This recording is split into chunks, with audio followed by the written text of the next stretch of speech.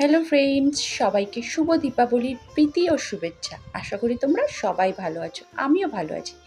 আজ তোমাদের সাথে আমি ভেজ ডালের রেসিপি নিয়ে হাজির হলাম। এটি কিন্তু খুব সহজেই কিন্তু তৈরি করে নেওয়া যায়, আর এটি থাকলে কিন্তু গরম গরম ভাতে আর কিছুই লাগবে না, ডাল সবজি দুটোই একসাথে। দেখো, এটি করার জন্য আমি এখানে পটল, আলু, কুমড়ো, ঝিঙে, পেঁপে সব কেটে নিয়েছি। কেটে ভালো করে ধুয়ে নিয়েছি।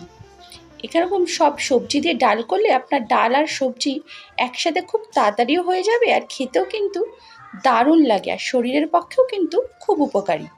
দেখো, এখানে আমি মটর ডাল 1 কাপ নিয়ে নিয়েছি, আর মুসুরি ডাল 1 কাপ নিয়ে নিয়েছি। মটর আর মুসুরির ডাল নিয়ে ভালো করে ডালটা আমি ধুয়ে নিয়েছি। দেখো, নিয়ে এর মধ্যে এখন আমি সব সবজিগুলো দিয়ে দেবো।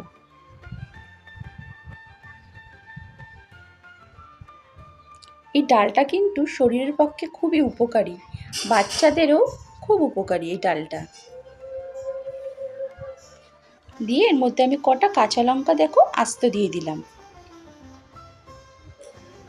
দিয়ে পরিমাণ মতো জল দিয়ে দিলাম। দিয়ে সামান্য পরিমাণে নুন দিয়ে দিলাম।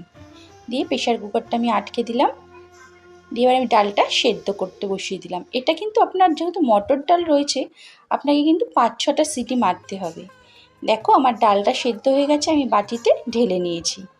এবার আমি একটা কড়াইতে তেল দিয়ে, দেখো তেলটা গরম হয়ে গেছে, 5 ফোড়ন আর শুকনো লঙ্কা ফোড়ন দিয়ে নিলাম।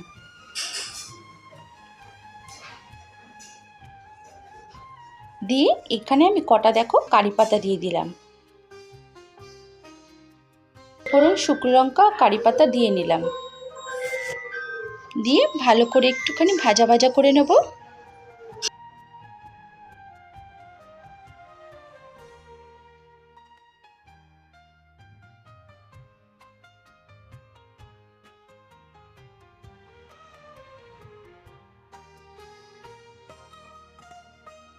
কারি পাতাটা কিন্তু আপনাকে একটুখানি ভালো করে ভাজা ভাজা করতে হবে। হ্যাঁ,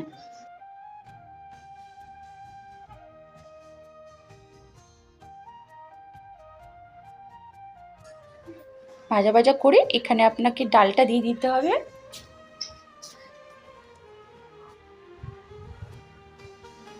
ডালটা দিয়ে ভালো করে আপনাকে মিশিয়ে দিতে হবে। একটু সামান্য জল দিয়ে দিলাম আমি, একটুখানি সামান্য পরিমাণে হলুদ দিলাম।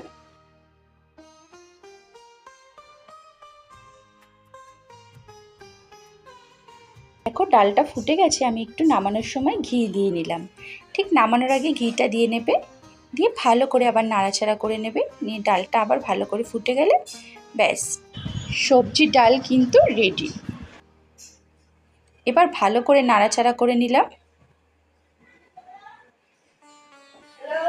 নিয়ে এবার নামিয়ে ফেলবো। দেখো, আমার ডালটা ফুটে গেছে, এবার আমি ডালটা নামিয়ে ফেলবো। তাহলে আমার সবজি দিয়ে ভেজ ডাল রেডি। কেমন হলো অবশ্যই কিন্তু কমেন্ট করে জানাবেন, আর ভালো লাগলে একটু লাইক ও শেয়ার করে দেবে। আর যারা আমাকে এখনও বন্ধু করনি, অবশ্যই একটু বন্ধু করে নেবে।